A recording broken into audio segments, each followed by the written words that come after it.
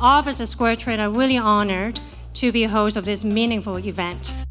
A panel of inspiring and wise female leaders, and I know they will help us lean in and get out. I have to tell you how energized I am to be here. You're here because you want to be here. I can feel it. How have you handled this challenge? Your career is a marathon, not a sprint. When you come up against a really difficult challenge or a really difficult moment in your life, just keep going. I think you should approach all situations with confidence that your experience brings that specialness, whether you're women or men. I think I was invited because I'm in the same building. That's basically why I was invited.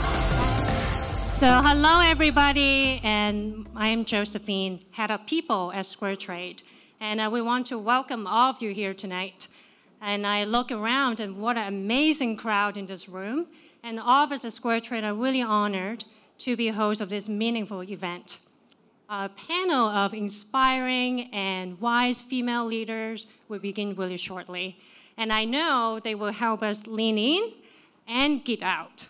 So, some of us asked about what SquareTrade does, so I thought I would do a really quick 30-second intro. So at SquareTrade, we are disrupting a $30 billion industry with innovation and also our attention to our customer happiness. And we provide the protection that covers those everyday little calamities, like spills, breaks, and mishaps on your phones or appliances or TVs or laptops, and you name it. And we're also really proud to partner with some of the biggest retailers like Amazon, Costco, Staples, Target, and many, many others. So what do we do here? We are turning a bad day into a good day every single day for our customers. And we have more than 40 million of them and growing. So today we're really excited to sponsor this really special event. And thank you, Girl Geek, for giving us this opportunity. Our first dinner, and I hope it says a lot about our commitment to women in our field, and actually women in any other field, in any other industries, including all of you here. And now, I'm really delighted to introduce my colleague, and she is also the moderator of the night, Wini, and she runs supply chain and operations at SquareTrade. And here you go, Wini. Thank you, Josephine. Can everyone hear me back there? We're good? All right. Well, good evening, everyone, and welcome to the first SquareTrade Girl Geek dinner. We're very excited to introduce our 6 panelists who are going to be here. Each of the panelists is a leader in their own right and in a very different industry from the other. And that was intentional. We wanted to showcase what leadership is within the broad range of industries represented here in the Bay Area. So let's start out with perhaps starting at the far end. Introduce yourself, tell us who you are, the role that you're in, and what is the one piece of leadership advice you'd like to share with the group here? Obviously, some aspiring leaders, some actual leaders in their own fields. But what's the one takeaway you'd like them to leave with? Or perhaps a story that you'd like to start us out with around how you got started in leadership. I'm Margaret Reeves. I'm VP of Product here at SquareTrade, so welcome, everyone. It's very exciting to have you all here. Yeah, woohoo. Gosh, takeaway. Take one piece of advice you'd like to share, anything. Okay, one piece of advice. This is a piece of advice I got from Lori Norrington, who presented at an event like this. She was very senior at eBay, Intuit. She's now an operating partner somewhere. And her piece of advice, which has stuck with me all these years, is your career is a marathon, not a sprint. And so, you have successes and you have setbacks, but remember it's going to be for a while, so don't get too down when something doesn't go the way you want it to go.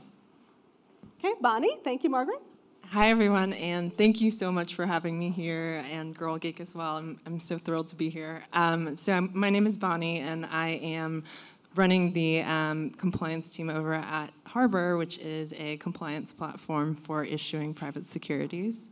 Before that, kind of along the lines of the career advice that you just heard, I actually started my career out as a lawyer, hated it, gave it up, went into tech. My advice to all of you is to just keep persisting. When you come up against a really difficult challenge or a really difficult moment in your life, just keep going. I'm Claire Hough. I'm the head of engineering for Udemy. Udemy is an e-learning marketplace. How many of you have taken a course on Udemy? Yes, this is great. So, I do these events because a lot. And I always ask this question. And in the beginning, when I was at Udemy in the early days, I would ask this question, and there will be like few hands that are going up. So come and take a course on Udemy. It's a place where you can pretty much learn anything. It's a marketplace, meaning we bring teachers as well as students together in the marketplace. And we also offer those courses to companies. So any companies here can actually sign up to offer our courses to their employees. It's not just a perk, right? It's a learning opportunity. So we have 400 people at Udemy, about 30,000 instructors and 45,000 courses. I've been at Udemy for 5 years, and I've been around the block a few times as a head of engineering. I actually worked with Josephine. That's how I got recruited. One piece of advice I want to give you would be, tech is many things, right? So you have to find the tech that you feel passionate about. Like, a lot of us here work in different things. So, if you are in a job where you're not sure you really love the product, then go find something else, because you'll find that when you're passionate about it, you'll go further in your career. So that's my advice. Find something you are passionate about. Like Udemy is an e-learning marketplace. Our mission is to improve lives through learning. And once, who wouldn't get on that mission? And because the mission is so compelling, to me, I know that I put more of my energy and more of my passion behind the job that I have. Thank you, Claire. I have to tell you how energized I am to be here, to be around people who, nobody forced your hand to go to Geek Girl. You're here because you want to be here. I can feel it. We want to rise ourselves. We want to rise the community up. It feels really good. My name is Lisa Fetterman, and I'm the founder of Nomiku.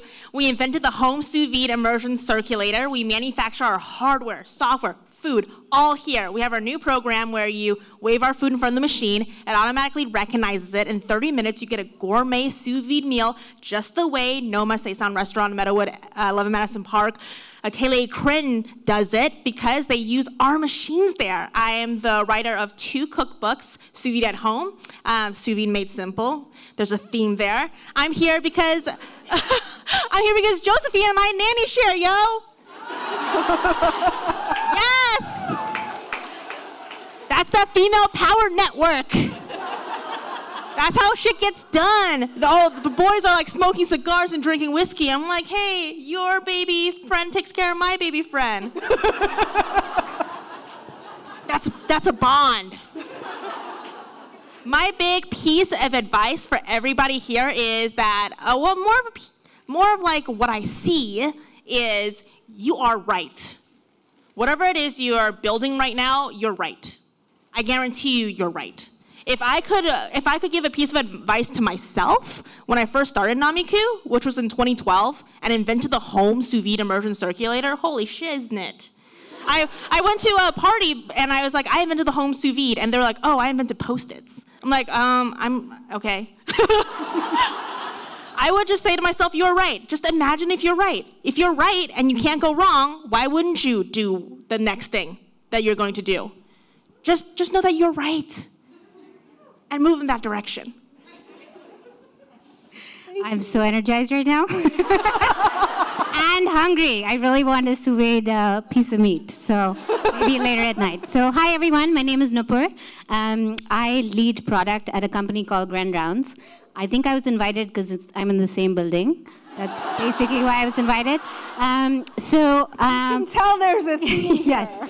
They want to, I think you guys believe in limiting gas emissions or something, making sure our commutes were easy. So yes, I'm in the same buildings. I'll tell you a little bit about Grand Rounds. I completely agree on the piece about passion. So at Grand Rounds, we connect members to high quality care. So we've spent the past 5 years trying to understand what exactly makes a high quality physician.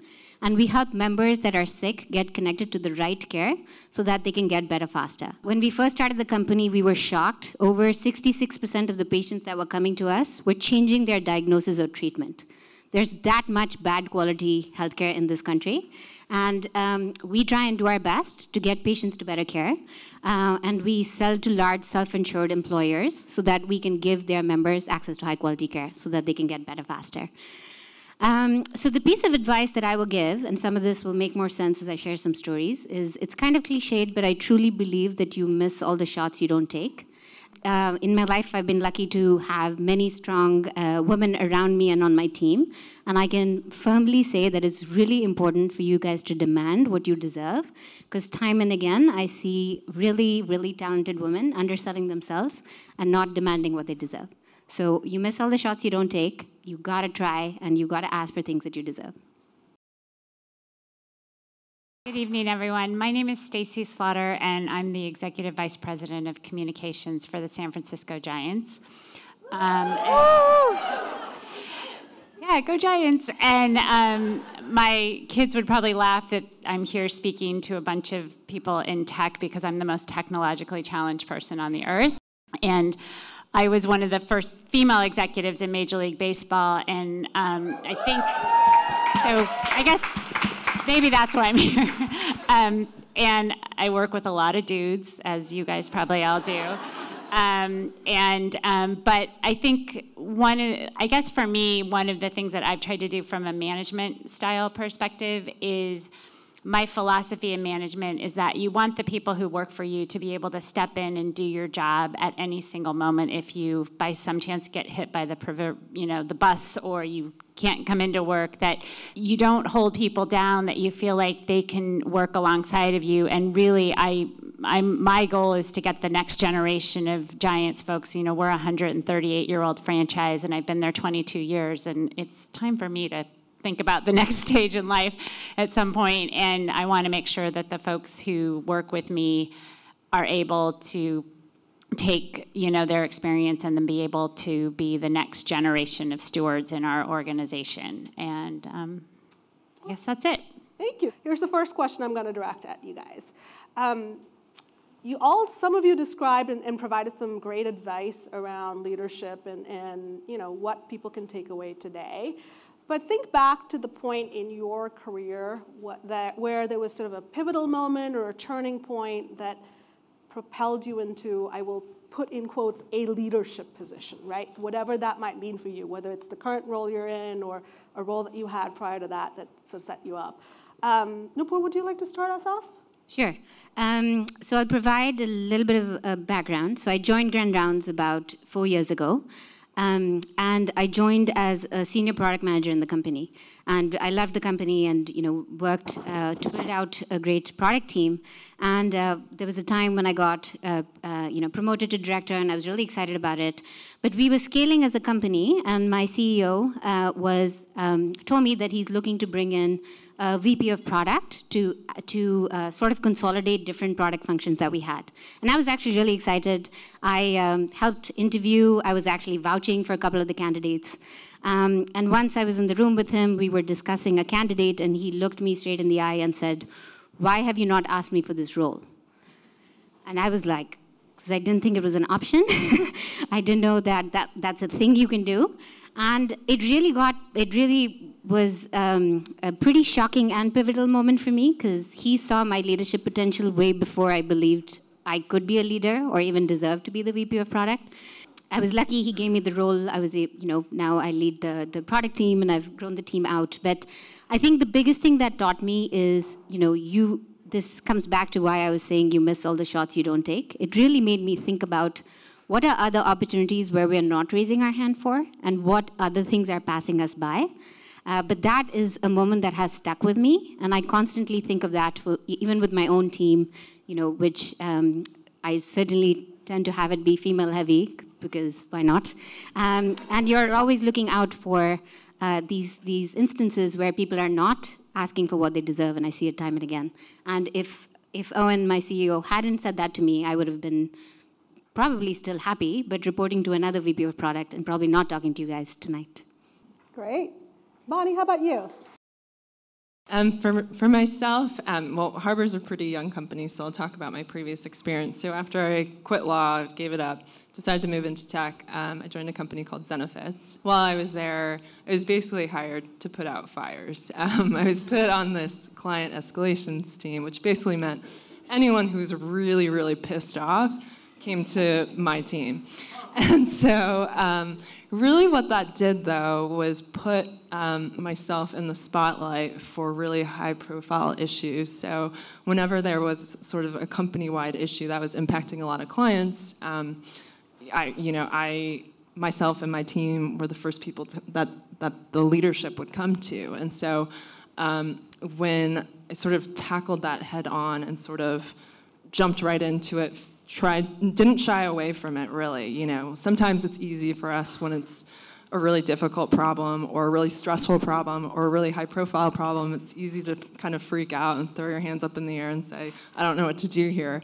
But really, it was a lot of just persisting, as I said, and just trying to figure out a solution to the problem. And I was blessed with a really great group of operations analysts that were working underneath me, some of whom are here, actually.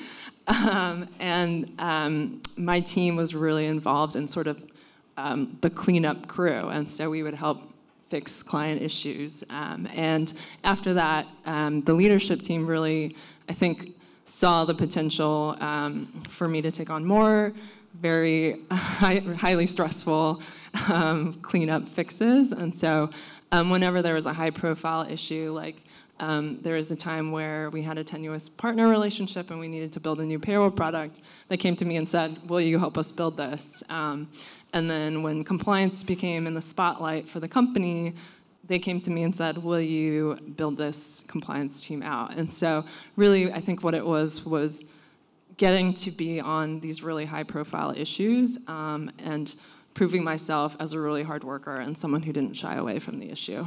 So raise your hand again, right? Make sure you volunteer for exactly. Those opportunities. Step up in those rare moments where you can really shine. Margaret, I know you have a story to tell around this, because you and I have talked quite a bit about it. I do have a story. A big turning point in my career was actually when I turned down what was essentially a promotion. And I turned it down because I was in an operations group at the time, and this role required a daily 8:30 meeting. I am not a morning person. This was not going to work. And my manager was like, but this would be great. We think you're really suited. I'm like, yeah, no, thanks, no. And the people who worked with me are all going, yeah, I can see this. And finally, they came to me and said, okay, we want you to take this role. You don't have to go to the meeting, except when there's like a major incident. And somehow we left this meeting. My boss thought I would come to this meeting when there was a major incident, and I left thinking I would not come to this meeting when there was a major incident. Never went to the meeting. Did take the role, and it really played into a lot of my strengths. It allowed me to, I grew from there. I took on a lot more responsibility. I got a team. So it was a great stepping stone. And like I said, it played to my strengths, and I managed to not have to deal with one of my weaknesses or worked around one of my weaknesses. So yeah, big turning point, but started with actually saying no. Staci, I know you've been in the industry and in the communications role for a very long time. What started you off? What was that pivotal point? In communications or leadership? Either. Well, I've been working in communications for a long time before the Giants. I had graduated from Berkeley and go Bears. And and I went to work for a PR firm, and I grew up around journalism. I worked in politics before. I had been the press secretary to the mayor in San Francisco before the Giants called. But I was always a implementer. I wasn't a manager, if you will, and And so even when I got hired to work for the Giants, I was hired to work on all of the communications and media strategy around the building of AT&T Park. So this is how long ago it was. We still call it the new ballpark, but we're having our 20th year next year. So, and so, you know, I was the one writing the press releases. I was the one taking the media on tours of the construction site. I was doing media communication strategy.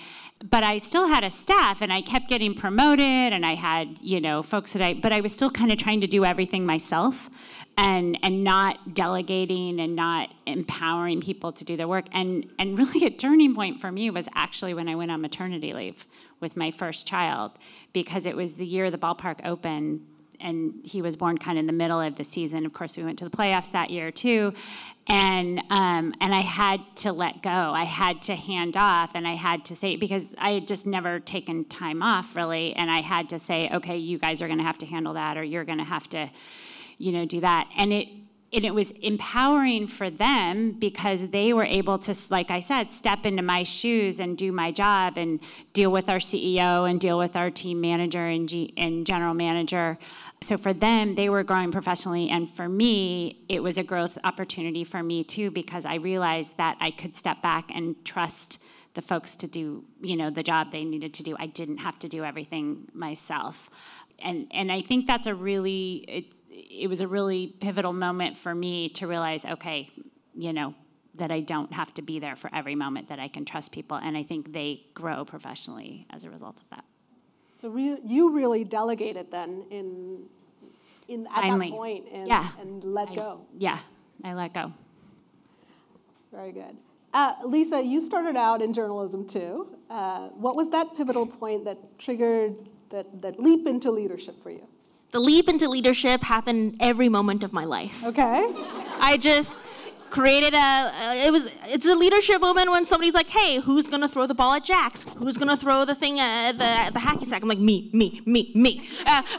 Like very early on, I was just like, yo, people don't like to be leaders, maybe, because I'm like dominating in all these leadership positions. And then when I started Nomiku, that leadership moment, I was 22, and I put CEO next to my name, and I was like,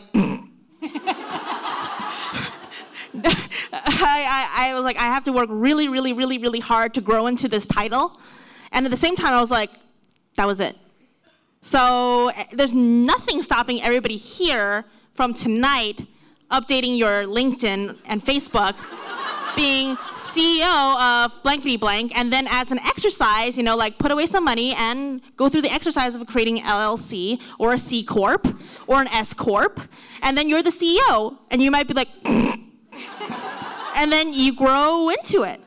That's what happened. I just like made myself room to grow. I mean, first it was small, like, oh, who's going to, like every role, when I have like a small group from church, like, who's gonna lead? I'm like, me. She knows, she's from my church group. Hello. So many networks. I love community. You know, and I love leading it. So like whenever it's like whether it's like a small thing, like who's gonna bring snacks? Me.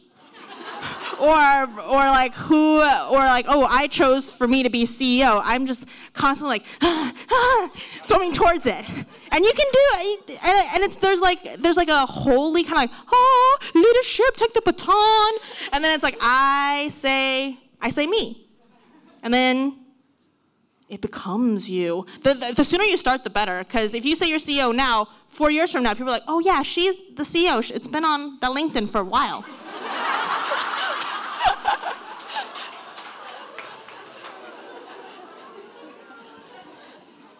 So, Claire, what are you the CEO of today? Can you just ask her all that questions? Yeah. You know. When did you become CEO? No, so when I hear Lisa talking, I see this duck that's smoothly sailing in the lake, but underneath the water, they're like pedaling like crazy.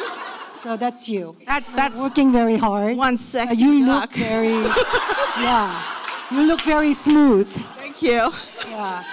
So, you know, I have to say, I've been around the block a few times, but young women these days impress me every day.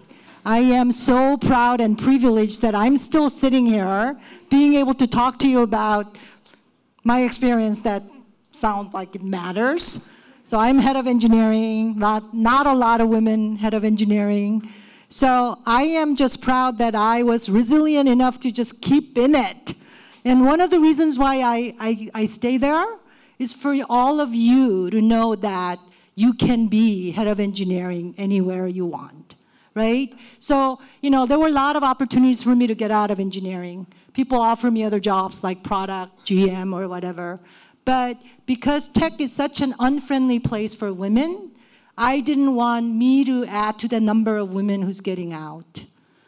I wanted to be resilient, stay in it, and add value. So that's my story of why I'm so old, but I'm still in it. So stay in the game. Yes. Stay as long as you can. Stay in the arena. Take risks and just be in it. Maybe I'll direct this question to a couple of folks here. Some of you described attributes or qualities that keep you in the game. So raise your hand, make sure you ask for that promotion, make sure you ask for that opportunity. Who in your life was a mentor and an important person that you might be able to attribute some of your success to? If there's one thing I have learned in my career, it's that you can't do it alone. You've got to rely on your network around you, your support system, whether it's your family or otherwise. So who's that important person in your life that you might attribute some of that success to?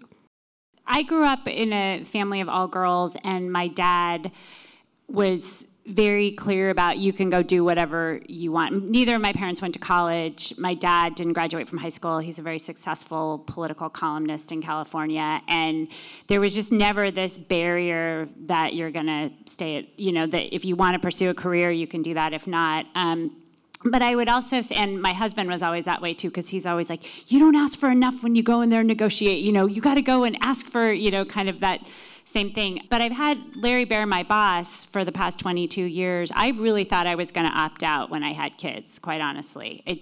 There were no women in the organization. We didn't even have a maternity leave policy. I just always thought that I would, and I had so many friends who opted out that I wouldn't. And there were times that my husband was in a trial, and he's a lawyer, and I was working, and I had these 2 little kids under 2, and I'm just like, I don't know how I'm going to do it. And I remember going into Larry's office and saying, I think I need to take a break. And he's like, you may not quit. We will do whatever it takes. If you want to work 3 days a week, I don't care when you get your job done. I don't care if you come in late and stay, if you're available. We have got to make this work.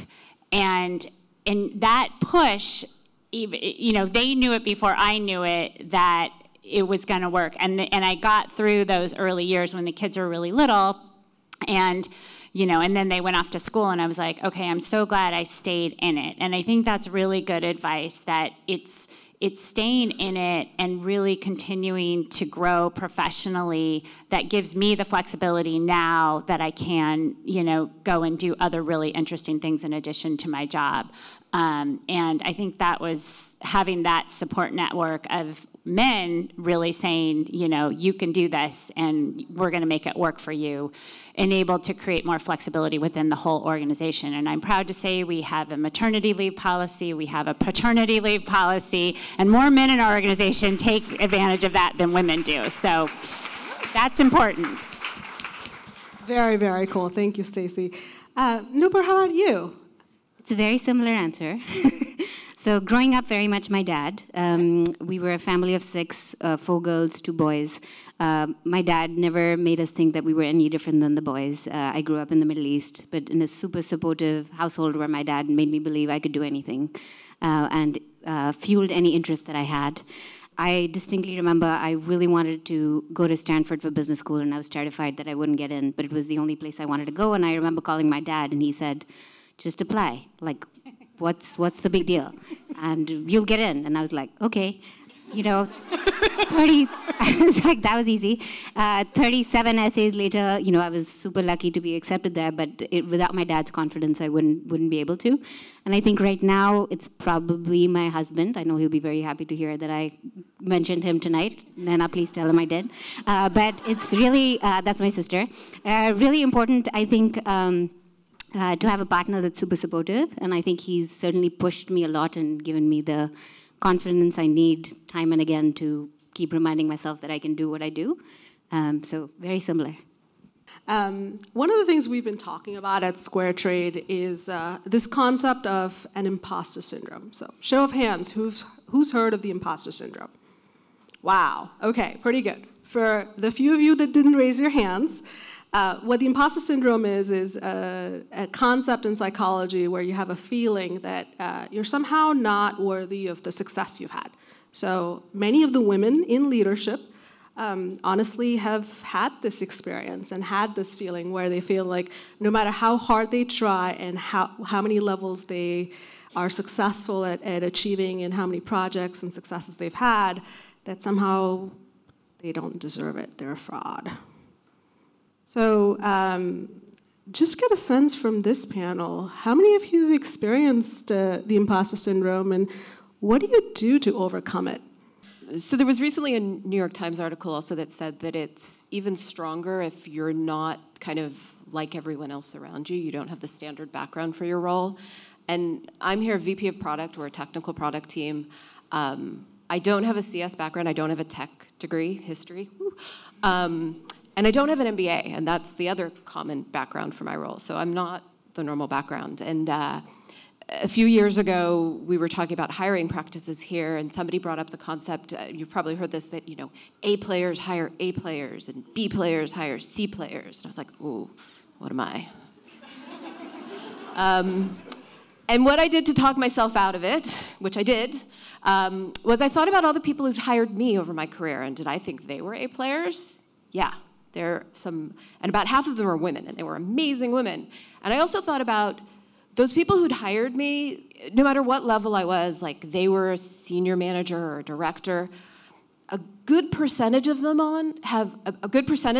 amazingly have gone on to be C-level. So not only do I think they were smart, like the world thinks they're smart. They are smart. So they're most definitely A players. And if they're A players, then, you know, I gotta at least be a B plus, A minus. Like, I'm good. Yeah. So I think, you know, think about the people who support you and believe in you and have entrusted you to do things, and they're smart, so you've got this. Vani, how about you? Yeah, so, you know, starting out as a really young female attorney, straight out of law school, of course I felt the imposter syndrome. You know, you have these opposing counsels who are really mean and scary, and they've been in the business for 40 plus years, and all they want to do is bully you around because they think they can, and they think that's going to help them win their case. And so really for me in those moments, kind of have like this tough love approach with myself where I'm kind of like, you know what, you've got a job to do. You have a client you have to put your full best effort for, and you kind of have to separate out those feelings of insecurity and say, look, I got to get this done and I got to crush it. And so, you know, taking that to tech where you're a first-time manager, that's really scary. All of a sudden there's people expecting you to know what you're doing and you're like, I don't know what I'm doing. So, you know, you just gotta kind of put those feelings aside a little bit and just look at it from a very objective perspective and say, I have a job to do and I'm gonna kill it. As women, we're pretty humble. Many of us are. But if you do get that opportunity and you do have that success, don't sell yourself short. Really, don't sell yourself short, right? You have earned it. You've earned the right to be there. You've earned the right to that success. It's not just a team effort. It's your success. Own it. I think that's the one piece of advice that somebody gave me a long time ago as a mentor of mine. And it stayed with me for a long, long time. I'm sure, Staci, you have had a similar experience when you've had to overcome that imposter syndrome. What's your story? Well, yeah, I mean, gosh, going to work, I mean, my job at the Giants, it was all men all the time. And then we were building a ballpark, so I'd be in these construction meetings, and And they were all incredibly supportive and nice, but I did feel like, oh, I didn't completely measure up. What am I doing here? And I think part of it is I just kind of started to get them to kind of mold toward us a little bit more. You know, there was this badge of honor. You had to stay at the very last out of every game, even if you didn't have game day responsibilities, or you had to, travel with the team and all this stuff. And there were women at the Giants and other men at the Giants who I was like, no, we're not going to do that. We're not going to have our children raised by nannies. We're not going to have a life outside of the game.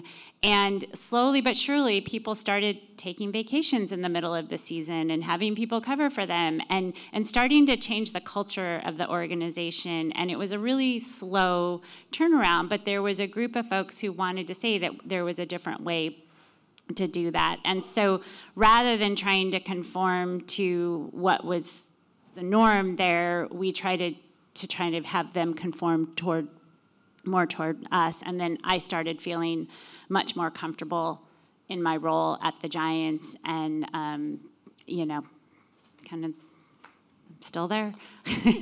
So build your posse. Yeah. Build your posse, build your network. Build your posse and have people who think like you, and and I just think it's balance. It's trying to find balance. Yeah, balance is super important. Clara, maybe I'll ask you to start us off with this next question. What are some strengths that you think female leaders bring? Now, to date, I've not really talked about women in leadership. We've really talked about leaders and showing you how women can be amazing leaders. But there's some ways that women differ from men in their strengths and what they bring to the table. So what are some strengths that you think you bring, and what have you seen work well in the workplace, and what should we watch out for? So I think we have all the strength that men bring to the table, number one. And perhaps we have even more, because I think our brain is wired to be able to handle multiple issues and, find that balance, right? So I, as a female leader in a mostly male executive team, I think what I bring to the table, for me, it's been, different perspective, and also my experience of, many years of being in tech. So I think these are things that men can bring as well. So I think you should approach all situations with confidence that your experience brings that specialness, whether you're women or men. I think as a woman, people think I have more empathy, and today one of my women engineers said, "You smile more than other male leaders." I don't know why they don't smile as much, but but I think these are like your strength that you could bring to the table, who you are, being authentic and approaching people with what your personality brings to the table. I am actually very interested in people in general, right? So I want to get to know people. I want to get to know their strength. I want to get to know their backgrounds and all that. And I think that builds very strong relationships. And when you actually build that relationship of trust, it's much easier to get stuff done because they trust you. They know you trust them, right? So even if you're in times of crisis, like how you handle those situations together as a team, it changes the whole picture. Right? I don't know whether any of you have read Kim Scott's Radical Candor. And I am actually a very blunt communicator. I just get to the core of the issue, and yet like people don't get offended by it because they trust that I trust them, and I'm giving that feedback with personal care as well as the just good intentions of wanting to do the right thing. How about you, Lisa? The strength of the female leader is the element of surprise. It really is. For me, what I found is like people have preconceived notions of what women might be better at than men, or what they come to toolkit with, and then like what we may be insecure about, like imposter syndrome. And be like, I'm gonna whip it up for you. None. Like, in fact, I'm hungry for more recognition. And did you know I also did this? I just like to go into like, whatever I'm going in with, or people, I just surprise them. There was one meeting that I had with a VC, and I presented my magical, life-changing machine. It's magical. It cooks food for you in 30 minutes. The same food that Michelin star chefs do. I'm like, go, like, this is revolutionary. Put it in your mouth, yum, yum. Like, I did the whole thing, plus present the numbers, like, wow, numbers, look at this chart, up and to the right, up and to, And then afterwards, same energy, too.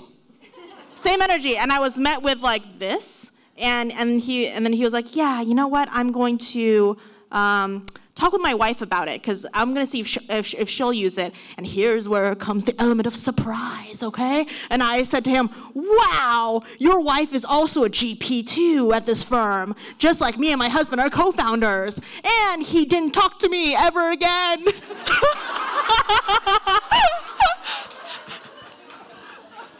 If you didn't sign up for Nomiku, it's the time to go do it. I signed up, but like, had I met Lisa before I signed up, I would have like run to the counter. Okay, before I turn it over to the audience, one last question from me.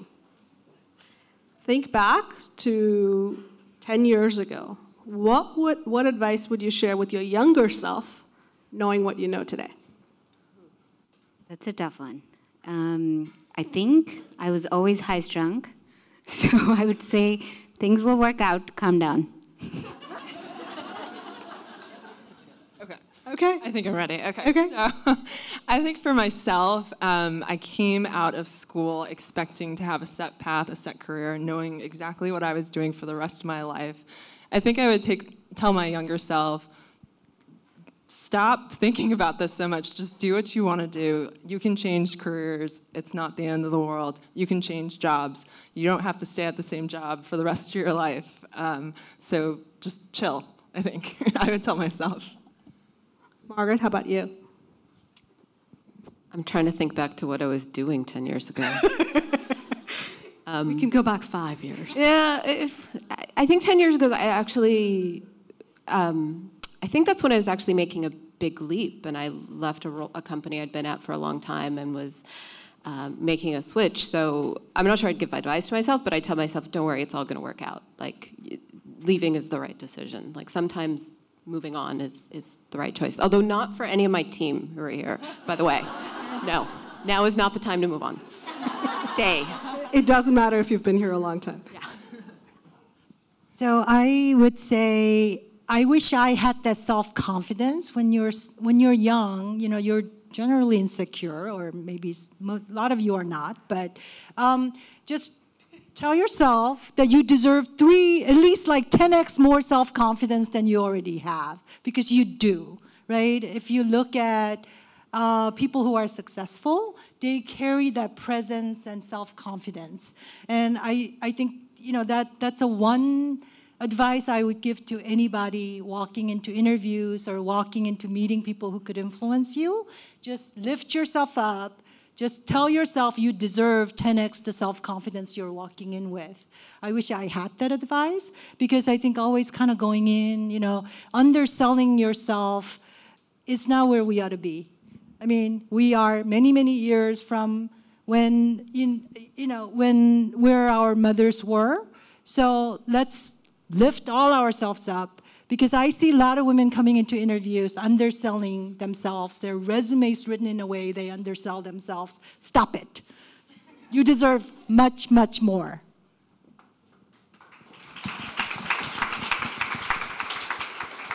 Okay, I am now going to open the floor to questions. So who has questions? I do know there was some mention about how like your engineering is very male dominated, and I found personally that women who are more successful are often viewed more negatively by both men and women, while men who are more successful are often viewed more positively.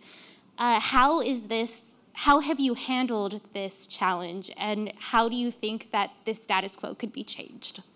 So I've been in tech for a long time, and it's very disheartening to me that tech has become increasingly unfriendly for women especially women engineers. And statistics say that a lot of women get out of engineering much at a faster rate than men, right? So these are all very disheartening statistics, and I think we're trying to turn it around. You could only turn it around by educating people, right? And actually having people become really aware that we're all people, we all have strengths, and we have backgrounds that we bring to the table. So, a lot of companies do unconscious bias training. That alone, it's not enough. You have to have these conversations constantly. So, during my career, of course, every job I go to, I have to reprove myself, although my resume is very long and has a very reputable companies in it, and I've earned promotions at those companies, and yet, sometimes when I get a new boss, they always question, can you do this job? With mostly dominantly male population, male engineers. At one time, one female executive actually said, I'm not sure you could handle our male-dominant engineering team, even though I came out of companies where it was largely male, right? So I think we have to just keep educating others. And I think actually the younger generation is much more open to this idea of diverse work environment, that you could learn from each other. And there's a lot of statistics that diverse engineering organizations actually deliver better products, or diverse companies do much better in the marketplace. So these are not just, diversity is good, therefore you should do it. There's statistics that better products are built, better companies come out of having more diverse workforce. So we need to be constantly educating, but also being empathetic to learning about each other's background. When I actually talked about imposter syndrome with my entire engineering team, which is about 80% men still.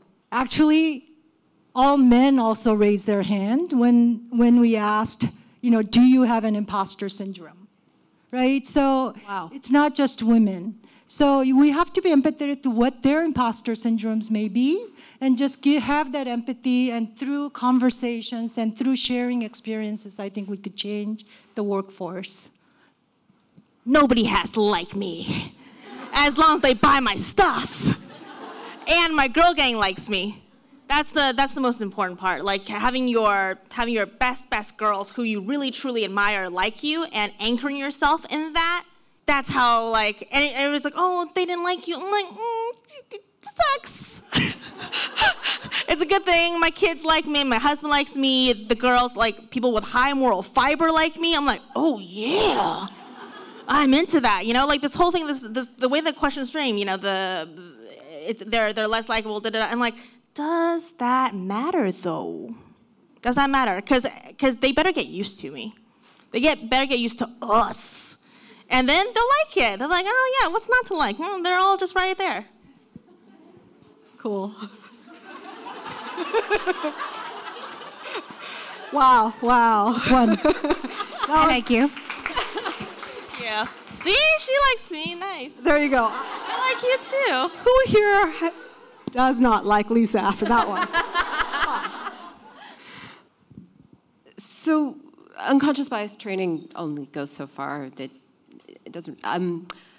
One tactic I use is I try to call things out when I see it, but I try to do it with humor. It's kind of been a joke around here when everybody says manpower or man hours. I'm like, people hours. And I've actually got some other people doing it now. So just trying to make people realize, but do it in a not, I do it in a non-threatening way, at least, and try and, making it not, I'm not accusing them of doing something wrong. I'm just kind of, making people aware. What you said about stepping into leadership, 100%, love it. And that's always been me. And I don't apologize for that confidence, because I think it's one of the biggest kind of career pushes and personality pushes you can ever enable for yourself. But be that as it may, the biggest challenge, or one of the biggest challenges I'd say that I run into with my leadership style, is that time and again, the feedback I get is that I am intimidating. And I hear that and it breaks my heart because I am a kind person. I care a lot about how I'm able to mentor the people in my community and build strong leaders to take over when I graduate and keep on creating the community that we love. And when I hear that, part of me wonders, how would this be perceived differently if I was a guy? To what degree do I care? How do I handle that without diluting what makes me a strong leader? Sometimes I, kind of want to call BS on it. At the other times, it has an effect on how I'm perceived in my community and how effectively I can lead, because you can't empower people who are nervous around you. So I was wondering if you had any experience in that space and what kind of advice you would give for remaining a strong leader and not apologizing for your confidence while continuing to bring people up around you. How would it be different if you're a guy? You already know the answer. And I used to get that all the time, that I was intimidating all the time when I first started. And I was like, what the F is going on? And so then I tried this new method. Well, it's an old method. It's the Socratic method. Whenever I could feel them pulling away from me, I would just ask a shit ton of questions about why they do this, why they think this, why is this place there? Why did you use that color instead of that color? What is the message you're trying to get across? And ever since I started the more questioning thing, I'd never get intimidated anymore. People were just like, maybe annoying, and maybe exhaustive, but no longer intimidating. And when I added way more questions, way more. Can I jump in Staci. on that? Someone was saying something, and it reminded me of when you were asking that question. There's another woman who I work with, and we were both kind of two of the early senior leaders in the organization. And we would say something or we would do something, and then we would get these kind of weird looks. And so one day she and I were talking, we were very close, and I was like, do you think they're intimidated by us? Like if we say something, they automatically jump. And I'm like, why are they afraid of us? Like, because I had that imposter thing going on at the same time. And so what I realized is all of a sudden there was like this aha moment that she and I are in these pretty high positions within the organization, and when we say something, apparently people are supposed to jump and do it. And so what I found is to try to kind of break, because I grew up in the organization. I was a 20-something when I started, and I still saw myself, even though I had senior position. Now I'm a 50-something. And what I tried to do, though, is to meet people where they were on a personal level. So really making the effort to get to know people outside of just the meeting we were in about whatever event we were planning, and really try to get to know each other on a human level. And, if someone had a baby, check in with their family or things like that, and really spend time with them, go grab coffee, go grab lunch, we started putting together these women mentor groups at the Giants, because the really cool thing now is that we're half women and half men. And we have just an incredible group of young women.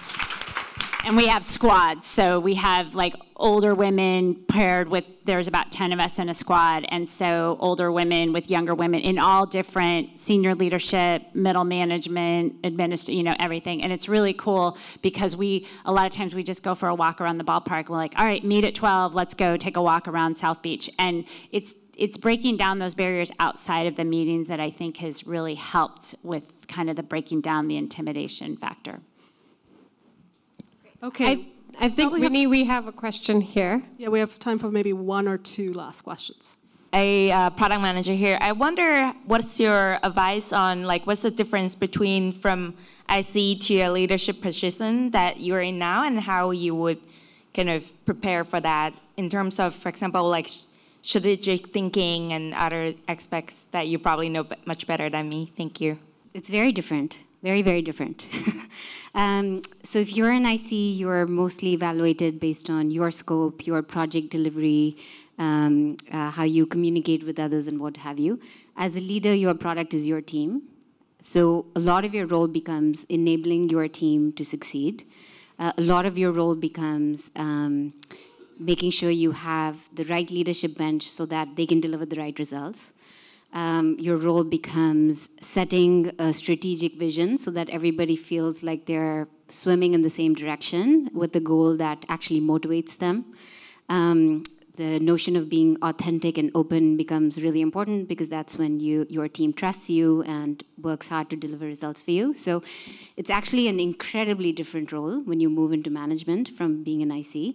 Obviously a very exciting one and one that I think everyone is more than capable of doing, but very different skill set for sure. Is there anything that individual contributors can do today to prepare themselves for that shift?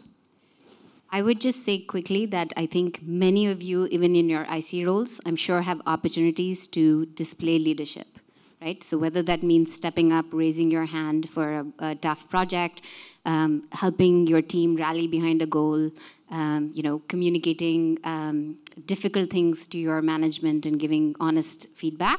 I think I see many leaders in my team, even though they're ICs. So I think there's plenty you can be doing in the way you carry yourself and in the work that you do and the results that you deliver that make me see leadership potential for ICs as well.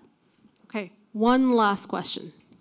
What I'm struggling with right now is managing my time. Like, how much technology should I be studying versus how much leadership skills should I be studying, like soft skills versus hard skills, which I believe it should be called technical and non-technical skills. Like, how do you find the perfect balance without actually jeopardizing your individual contributor role? I have thoughts. I think the switch from individual contributor to managing your first person is the toughest shift in your career. I know I did it terribly the first time I did it, and I've seen other people do it terribly. When you're a strong IC, you're really good at your job, and you're on all the details, and you know everything, and you know the technology, you know your product really well, and then you've got to manage someone, and you've got to trust that they're going to do it, and you have to let go. And empower them and not it's really hard to not micromanage because you know, especially if they're taking over some of your stuff and you know it so much better than them. And if only you were doing it, it would get done in half the time, but you don't have that time, and that's why you've got a helper. And you've got to learn to let go, and how do you coach and mentor and have the patience to let them make a few mistakes but guide them along the way. So rather than training for it, I would think about, okay, you're now a manager. How are you going to empower the person who you're managing, who you're leading? How are you going to lead them?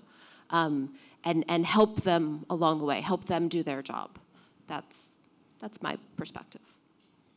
I think as an engineer, I think first chance that you get at showing some leadership is how you mentor more junior engineers. Right, so you're still keeping up your technical skills because you're still doing your technical work, but you're reviewing somebody else's work and giving them advice or giving them good feedback on how they're approaching problems and all that. So I think that kind of builds your skills alongside your technical skills. So then your mentoring skills become like you're mentoring one engineer, you're mentoring the next engineer, and then you're kind of building that. And as you take on those mentoring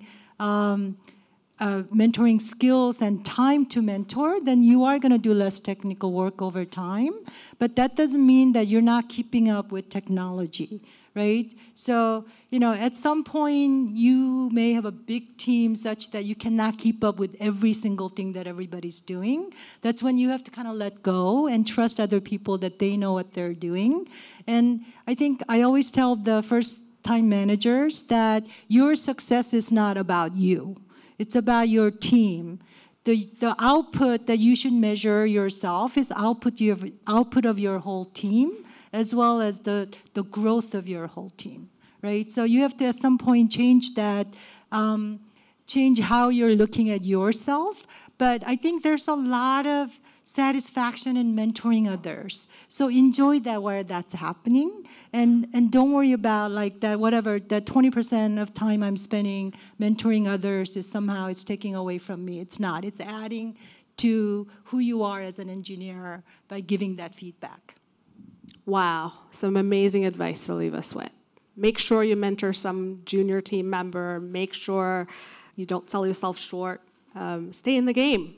If you guys are early in your careers, you can always be an individual contributor and a successful leader at the same time by doing just this one other thing, right?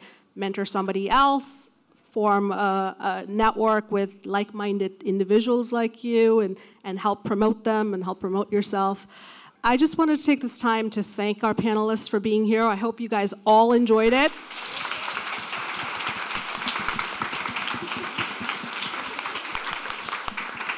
And I hope you all took away at least one thing that you can implement as soon as you go back home, or maybe tomorrow morning when you wake up.